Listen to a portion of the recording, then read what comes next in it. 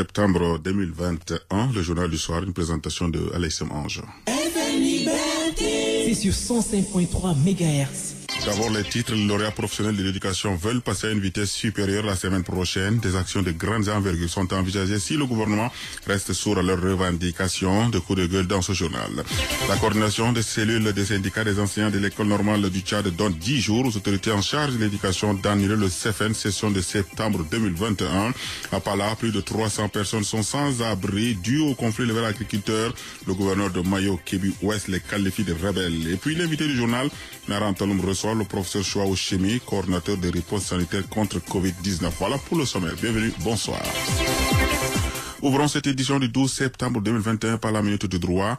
Découvrons ensemble l'article 51, paragraphe 1, relatif à la loi portant lutte contre la traite des personnes en République du Tchad, en son chapitre 6 de l'immigration et du retour des victimes. Et je cite, lorsqu'une personne non ressortissante de l'espace CEAC se déclare victime de traite ou est identifiée comme telle, les autorités administratives compétentes lui délivrent, qu'elle souhaite coopérer ou non à l'enquête, un titre de séjour, un permis de travail temporaire pour elle-même, ainsi que les personnes l'accompagnant qu'elle a à charge pour la durée des procédures pénales et civiles pour une période de 6 mois au moins avec possibilité de renouvellement. Fin de citation.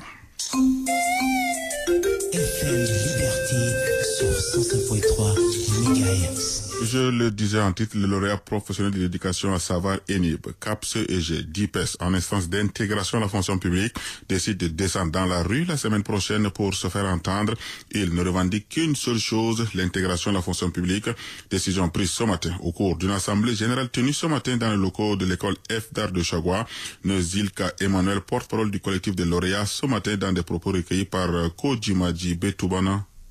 Nous sommes navrés, profondément émus par des comportements et propos politiques des autorités de transition qui ne cessent de nous ôter le sommet. Certes, ce serait tellement démagogique de dire que vous allez résoudre la question de l'emploi avant la fin de la transition, mais il est plus méchant et plus démagogique que des conditions nécessaires soient réunies pour sauver le système éducatif tchadien à l'agonie suite à la fermeture des centaines des écoles par manque cruel des enseignants qualifiés. Et vous fermez les yeux et les oreilles. Des milliers de places disponibles à la fonction publique. C'est le moment indiqué pour nous intégrer et nous affecter pour la rentrée scolaire. Ça ne vous dit rien. Nous mourons de faim chaque jour dans la rue avec nos familles. Ça ne vous dit rien. Vous continuez à former les chômeurs. Ça ne vous dit rien. Vous continuez à intégrer de manière discriminatoire et par appartenance politique. Ça ne vous dit rien. Pourtant, vous avez dit publiquement lors de la campagne présidentielle passée que si le gouvernement avait pris en compte le dernier recensement des fonctionnaires, il doit y avoir suffisamment de places pour les jeunes diplômés. À toute âme et conscience, qu'est-ce qui vous empêche d'agir en notre faveur au nom de la justice maintenant que vous êtes la tête du gouvernement? C'est dans cet esprit que vous envisagez présider aux destinées de notre pays. En tout cas, retenez que l'histoire est têtue. Elle ne laisse personne et elle rattrape tout. Cependant, nous, lauréats professionnels de l'éducation en instance d'intégration à la fonction publique, réitérons notre position de sortir dans la rue au courant de cette semaine pour mourir en martyr en revendiquant ce qui nous revient des droits.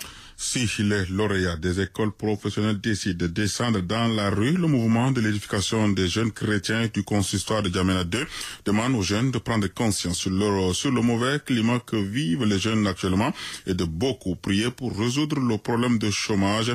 Appel lancé ce matin au cours d'une activité dénommée Dimanche des jeunes chrétiens. Gong Ibe Kera est le président du mouvement au micro de Miabe Richard. Il est question d'aborder avec les jeunes la situation actuelle qui est le manque d'emploi dans notre pays et beaucoup plus le fait que quand bien même il y a de l'emploi, soit c'est des emplois mal rémunérés, pas vraiment en adéquation avec les diplômes obtenus et ce qui occasionne beaucoup de chômage dans le rang des jeunes. Et les jeunes se posent des questions. Qu'est-ce qu'il faut faire surtout pour quelqu'un qui se dit chrétien? Faut-il continuer à se lamenter? Faut peut-être verser dans la pratique de la corruption comme les autres le font? Ou bien y a-t-il d'autres pistes de solutions? Et moi, je suis simplement amené à porter quelques réflexions. Je ne viens pas avec des solutions, mais je me dis, puisque le thème est tiré d'un passage qui parle du jeune Joseph. Joseph qui a pu trouver une solution au problème que l'Égypte avait à l'époque. On peut se baser aussi sur cet exemple-là pour dire il faudrait que chacun soit une solution à un problème. Dans ce cas de figure, c'est-à-dire on arrête de se lamenter inventer, on propose des solutions. Et donc, la proposition de ces solutions, ça peut être par la création de l'emploi pour soi-même, ça peut être peut-être par une recherche avec beaucoup plus d'énergie, de positivité de l'emploi, sans forcément se jeter dans la corruption et tout le reste. Et ça ne supprime pas la prière. La prière, elle est efficace, même si la prière ne remplace pas le fait qu'il faut aller chercher du boulot. La prière, elle est très efficace pour permettre aux jeunes de résorber cette situation. Entre-temps, la coordination de cellules des syndicats des enseignants de l'école normale CIP et d'instituteurs du Tchad demande l'annulation du CFN session de septembre 2021. Elle accorde un délai de 10 jours allant du 10 au 20 septembre 2021 aux autorités en charge de l'éducation nationale et de la promotion civique pour une solution urgente. Pour plus de précisions, écoutez le chargé des affaires sociales et des mobilisations, Gabo Mandei, au micro de Mbayamdene Francine. Après l'analyse des différents rapports relatifs aux examens dans toutes les ENIP du Tchad, il ressort que N'Djamena et Abéché ont observé le mot d'ordre de boycott de la coordination, tandis que le reste des ENIP a composé avec d'irrégularités constantes. Par contre, le cas le plus flagrant est celle de l'ENIP de Saar, où les copies ont été corrigées au quartier par des mercenaires. En se basant sur les irrégularités relevées ça et là pour le déroulement de cet examen de fin d'année, l'Assemblée générale a pris comme mesure en demandant l'annulation pure et simple du CFN du 6-7 septembre 2021. On n'a jamais passé de pareil CFN dans le Tchad. À 19h06, l'actualité ce dimanche, c'est le conflit avec agriculteurs dans le Mayo-Kibi Ouest. Plus de 300 personnes composées des enfants, femmes, enceintes et vieillards sont sans abri. Plus de 20 hectares dévastés à Kipet, un quartier du village Gamboul, situé à environ 45 km au sud de Pala, dans le département de Mayo-Dala, sous préfecture de Pala rural. Le gouverneur du Mayo-Kibi Ouest, dans son point de presse de haut rang, qualifie les agriculteurs de rebelles. Bassem Théodore est en ligne de Pala pour plus de détails. Plus de 300 personnes composées des enfants, des femmes enceintes et les vieillards exposés, sans abri, sans nourriture, des pertes de matériel agricole considérables, pertes des animaux, des habitations incendiées et plus de 20 hectares dévastés. Une petite analyse sur le terrain porte à croire que les techniques développées par les éleveurs sur les agriculteurs sont du style Boko Haram. Les paysans ne savent où aller, quoi manger, quoi porter et où dormir. Les impressions de quelques paysans recueillis. Tout ce que j'avais dedans, le mil, les arachides, tout ce qui a été brûlé, tous les habits de la femme n'a même pas pu retirer quelque chose. La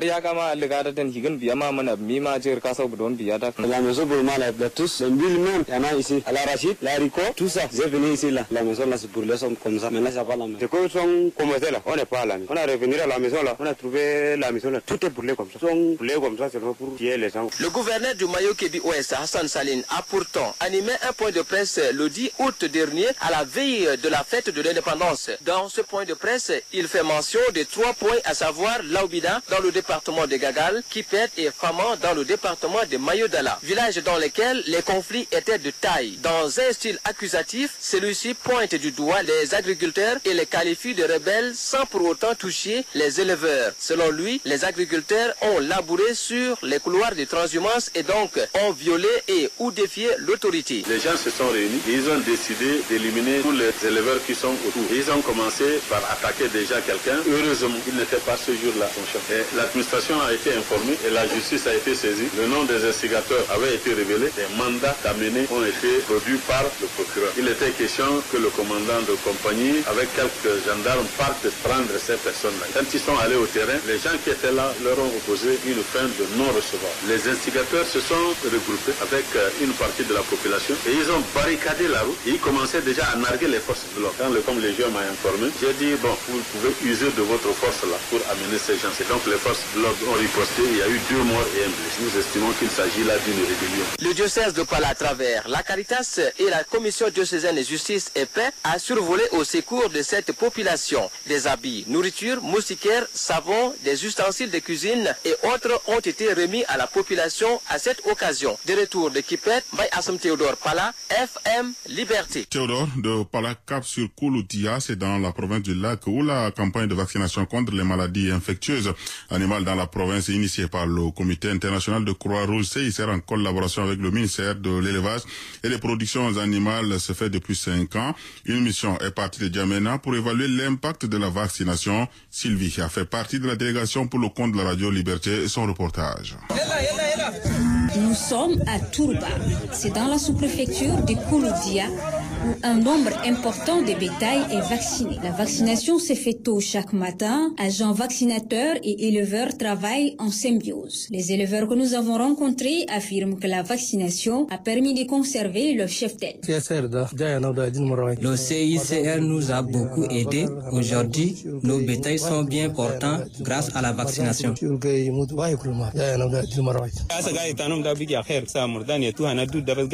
Maintenant qu'on vaccine les animaux, ils ne meurent plus et on peut les vendre à un bon prix. Ce qui dérange un peu aujourd'hui les animaux, c'est les bactéries.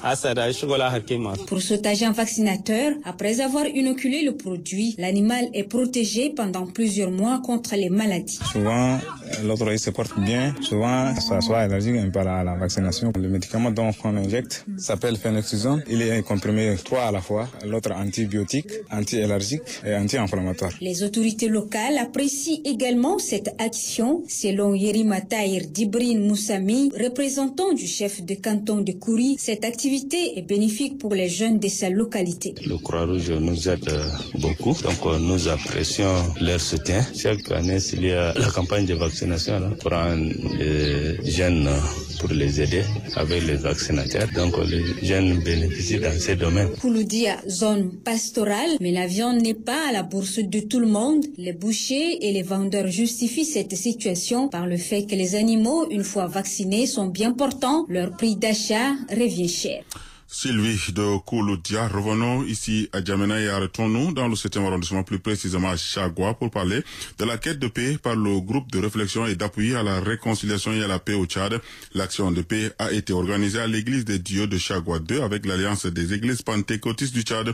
Mbayam Dene, Francine, qu'est-ce qu'on peut retenir de cette réunion? Au cours de cette réunion, le groupe de réflexion et d'appui à la réconciliation et la paix au Tchad et les hommes de Dieu ont échangé sur le thème « Le Grappa pour une transition apaisée et un Tchad stable », thème qui tourne autour de la paix et la cohabitation pacifique entre les filles et fils du pays pendant cette période de transition. Le Grappa, qui se reconnaît en tant qu'organisation qui véhicule le message de paix, se remarque à travers plusieurs activités telles que les journées de sensibilisation à l'intérieur ainsi qu'à l'extérieur du pays. C'est ainsi qu'il a ciblé les hommes de Dieu pour échanger avec eux sur la consolidation et la paix au Tchad. Pour le président de l'Alliance des églises pentecôtistes au Tchad, Bishop Aman Mamate, le Grappa est en mission de paix dans cette église. C'est un symbole très fort que vous ayez choisi de nous visiter ici. Dieu est tout pour nous. Il n'y a que les animaux qui n'ont pas conscience de l'existence de Dieu. Mais tout homme de bon sens sait qui est Dieu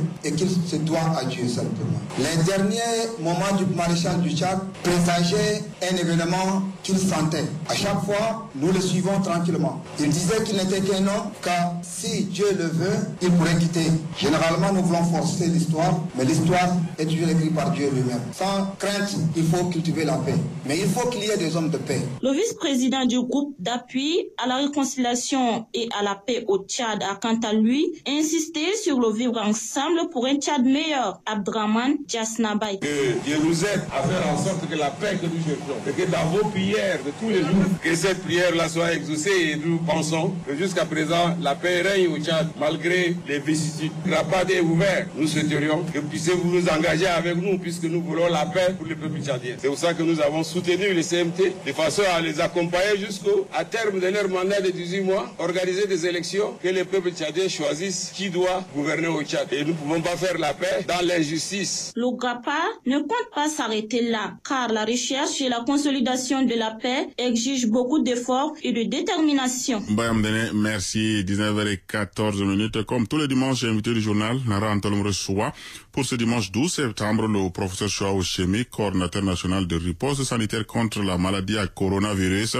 Au menu des échanges, la réticence de la population à se faire vacciner contre le Covid-19. Écoutez. Bonjour, professeur Chouaouchoumi. Vous êtes le coordonnateur national de riposte sanitaire contre la maladie à coronavirus. Où en sommes-nous avec la campagne de sensibilisation de la population à se faire vacciner? Vous savez que le vaccin a été introduit au Tchad en juin, au mois de juin 2021. Actuellement, la vaccination est en train de se faire, et initialement à N'Djamena, et puis petit à petit, elle a été étendue aux provinces les plus touchées par le coronavirus, et elle est en train de s'étendre aussi à toutes les autres provinces, en mettant au centre de la question vaccinale les districts sanitaires qui sont déjà organisés même pour la vaccination de routine, donc elle se fera au plus près des populations. En ce qui concerne la question de la sensibilisation, au niveau de la coordination, il y a une cellule de communication qui s'occupe de cela, mais surtout au niveau du programme élargi de vaccination, toutes les actions sont en train d'être menées pour une bonne adhésion à la vaccination, parce que la vaccination est vraiment la solution pour pouvoir au niveau mondial sortir de la pandémie. Malgré la campagne de sensibilisation invitant la population à se faire vacciner tout en observant les mesures barrières, la population est réticente. On constate même un relâchement dans le respect des mesures barrières. Qu'est-ce qui peut expliquer cela? Nous pensons que les personnes voient seulement la situation du bon côté. Quand je dis la situation du bon côté, c'est par rapport à l'ampleur de la pandémie dans notre pays. Mais il ne faut pas qu'on ait l'illusion que nous n'allons pas être touchés comme l'ont été certains pays. Dieu nous a préservés jusqu'à présent. Les mesures salutaires qui ont été prises dès le début de l'épidémie nous ont également épargné la contamination dans la phase initiale de l'épidémie au Tchad. Mais le virus circule et il continue à circuler au Tchad. Donc la vaccination, comme nous l'avons dit, est la solution au niveau mondial. Au niveau mondial, l'OMS estime que si 70% de la population mondiale est vaccinée, on aura une circulation de virus tellement basse, après la situation va être contrôlée. Actuellement, les pays riches sont déjà vaccinés à plus de la moitié de leur population, globalement. En Afrique, en général, nous sommes à peine à 2%. Et donc, c'est une situation préoccupante pour le Tchad et aussi pour l'Afrique, pour lui faire prendre conscience que même si on a été épargné dans les vagues qui sont passées, le virus circule encore et lui, il a tendance à varier et à devenir plus virulent et à contaminer beaucoup plus de monde en un laps de temps. Donc, il faut se faire vacciner, il faut continuer à observer les mesures barrières parce que la circulation du virus, elle est là. Il y a une semaine, nous avons eu 15 cas d'un seul coup, ce qui fait qu'on était parti de 4 cas en traitement, actuellement à 22 cas en traitement. Quels sont les vaccins qui sont administrés aujourd'hui à la population tchadienne et peut-on avoir une idée exacte du nombre de Tchadiennes et Tchadiens qui ont accepté de se faire vacciner? Depuis plus d'une année, nous avons travaillé dans tout le processus pour l'homologation, pour comprendre quels vaccins vont être acceptés, et à partir du mois d'octobre-novembre 2020, il est apparu clair qu'il y avait beaucoup de candidats vaccins, mais il y en avait moins de 10 ou au maximum une dizaine qu'il était déjà possible d'avoir sur le marché. Donc à partir de janvier, nous avons, après l'homologation de l'OMS, validé 3 vaccins au Tchad. C'est le vaccin Pfizer-BioNTech, c'est le vaccin Sinopharm et c'est le vaccin Johnson & Johnson. Nous avons eu par voie bilatérale 200 000 vaccins Sinopharm et 100 632 vaccins par la voie du COVAX.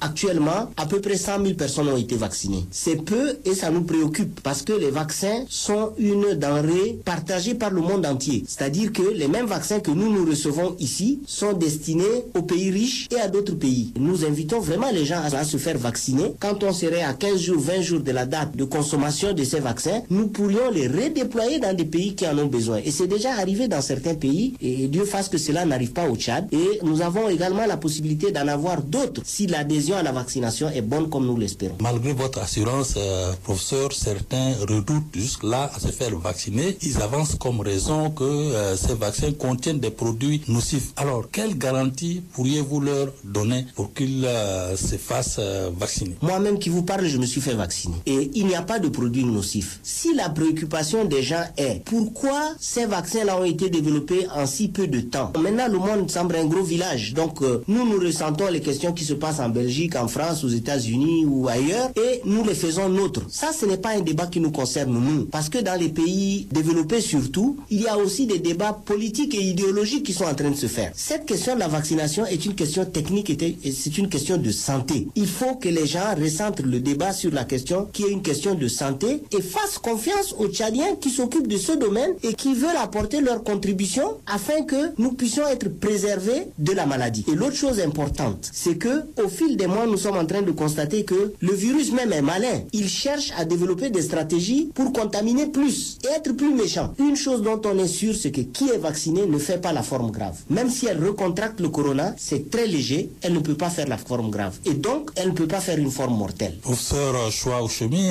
merci d'avoir accepté de répondre à nos questions. Je vous remercie beaucoup. Vraiment, je sollicite tous vos auditeurs à se faire vacciner, surtout les personnes qui ont des maladies associées. Maladies associées, en général, ici, c'est diabète, tension. Il y a beaucoup de maladies chroniques. On peut avoir une maladie respiratoire, on peut avoir le VIH, on peut avoir d'autres maladies chroniques métaboliques. Il faut se faire vacciner parce que si le coronavirus vient se greffer à ces maladies, nous sommes beaucoup plus à risque que les personnes valides qui n'ont pas d'autres maladies associées. Merci, monsieur Nara. J'espère que tu es rassuré et tu prendras ta dose dès demain. Voilà, Radio Liberté, le journal s'achève, mais avant de nous séparer, retenons simplement que les lauréats professionnels de l'éducation entendent descendre dans la rue la semaine prochaine si leurs revendications ne sont pas prises en compte. Entre-temps, la coordination de cellules, le syndicat des enseignants exige l'annulation du CFN session de septembre 2021 faute d'irrégularité. De son côté, le gouverneur du Moyen-Ouest accuse la population sinistrée des conflits avec l'agriculteur de rebelles. Vous avez suivi le reportage de Théodore dans ce journal. Point final à ce journal réalisé par Agoune de Platon, mise en onde par Mingambay Arsène. Je suis Alexandre Ange. Très bonne soirée à vous. Et merci pour vos oreilles attentives à nous accorder. Je vous retrouve très prochainement pour une autre aventure.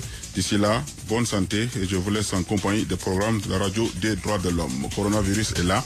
Lavez-vous régulièrement les mains. Arsène, vous l'avez entendu? Merci.